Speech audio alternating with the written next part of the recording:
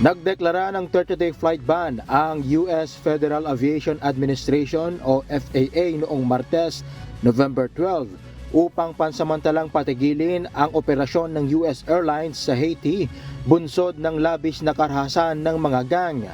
Tinamaan ng bala ang mga eroplano ng Spirit Airlines, JetBlue Airways at American Airlines.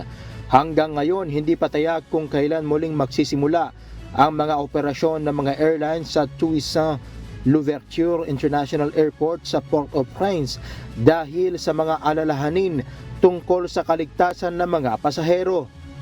Nagdesisyon ang US Embassy sa Haiti na mag-evacuate ang ilang non-essential worker matapos tambangan ng mga armadong kalalakihan ang dalawang sasakyan nito, ngunit walang naitalang nasaktan. Patuloy na nakararanas ang Haiti ng malubhang humanitarian crisis dulot ng mga gang violence.